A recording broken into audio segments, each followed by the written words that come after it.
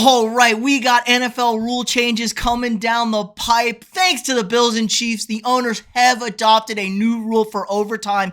Everybody's happy, nobody's happy, people love it, people hate it. I'm going to break down the rule, give you my 2 cents, but if you could first, like this video, subscribe to the channel, hit that notification bell so you get these daily update videos, share this video with your friends. It really helps the channel out a lot. We are growing like crazy.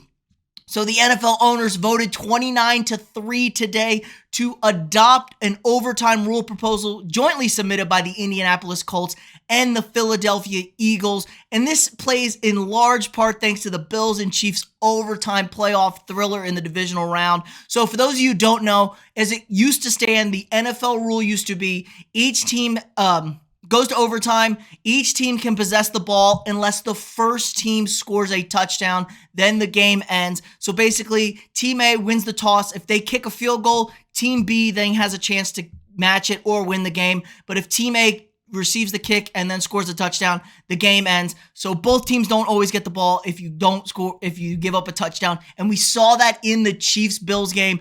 Josh Allen never got to touch the ball. The Chiefs won the toss, went down the field, scored another touchdown, won the game, and that's what led to this rule change.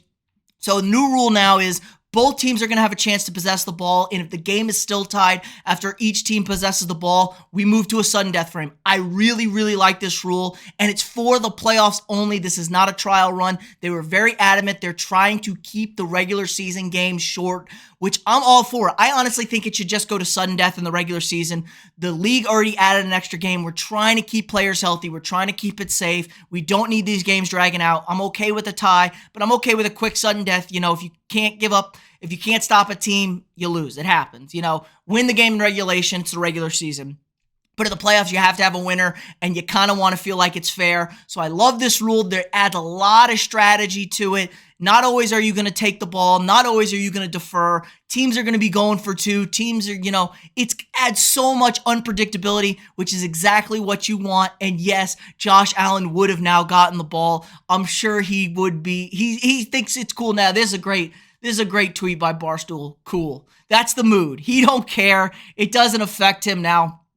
But I think it was a really good rule. They're not touching it in the regular season, which is perfect. People are going to argue it gives a massive advantage to the team that gets the ball second.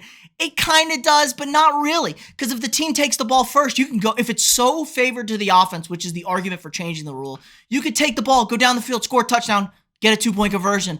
Okay, now you're guaranteed to get the ball back. And at any point, you're one play away from winning the game against the other team. So I have no problem with it. I think there's a lot of strategy involved, and that's exactly what we want, because it's not like the college overtime where the team that plays defense gets the ball second, then has to get the ball next to win the game in sudden death.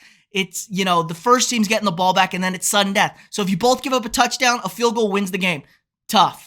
You could end it. It puts it all in your hands. Get a stop. Go for two. Do whatever. That's exactly what we want. We want all the strategy, all the analytics. But of course, this is really torn up, as you can see. Let's just look at Adam Schefter's post talking about, I speak for everyone. I say we do not want this. Yeah, that doesn't happen in college anymore. That's stupid. Yeah, they got rid of that rule in college. We're never going to see a game like that. So that's a bad reference. But look at this. People like it. People love it. People hate this. See, look, it solves nothing. People cry the Bills didn't get, but people bitch and cry. Yeah, it's so stupid. But make 2-point mandatory. It adds strategy. The first team, like I said, they're not even thinking. People are small brain. They're not thinking about this. First team can go for 2. You're up 8. You're getting the ball back. You could choose to kick the extra point. Second team gets the ball, and if they're really worried about not getting, you know, the ball back for the second possession for the first team, they could go for 2 and win the game. But hey, if I'm the team that's that scored the touchdown first, and you say you get 1 play, if you stop a team for 1 play, you win the game, I'll take that. That's a really good odds. You know, 2-point conversions are about 50%. I think it's less than 50%. Now, it's probably going up because we're seeing more and more of them, and people are practicing them more. So let's call it about 50%. I know it's under that currently, but I'll take that. I'll take that chance. I trust my 11 guys over your 11 guys always. So I think there's a lot of strategy involved. It's not so cut and dry like it always is. 7 of the 12 times the postseason has gone into overtime, the team who's gotten the ball first has scored a touchdown on the first possession and ended the game. So it really hasn't been the clear all fix that we wanted to. And 10 out of the 12 times, the team that won the toss has won the game. So it's not perfect, but it's been very, very skewed to you win the toss, you win the game, which is what they want to avoid, which I think this does perfectly.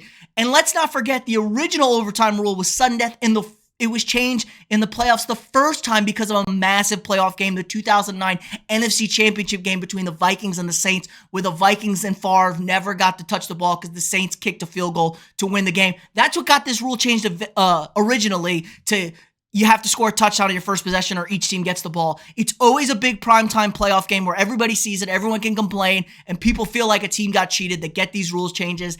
I like this rule a lot. I think it fixes a lot of problems. I know there's a lot of curmudgeons out there that think it won't, think the game's never going to end. It's stupid. It adds a lot of strategy. Guys going forward on fourth down, it adds so much extra elements to the game of football, and we'll see. It's going to be very, very interesting. Coaches are going to be earning those big bucks now to be making those decisions. And hey, you get paid to make those decisions. You got to make those decisions. So I think it's great. I know people are on the fence. People love it. People hate it. I think it's perfect. If people love it or people hate it, you probably have a good rule. The NFL played both sides of this. There was another rule proposal where the game would end if the first team scored a touchdown and a two-point conversion. I don't like that. I think both teams should touch the ball. The game is very skewed towards the offense. I think we need to bring it back a little bit, but offense puts butts in the seats. Offense puts eyes on the TV, so everyone likes it. It's the big sexy thing, but let me know what you guys think. Do you hate the rule? Do you love the rule? Is it going to cause some unforeseen problems? Should it move into the regular season? Let me know what you guys think in the comments below. Again, like this video, subscribe to the channel, hit that notification bell, share this video with your friends, and I'll see y'all tomorrow.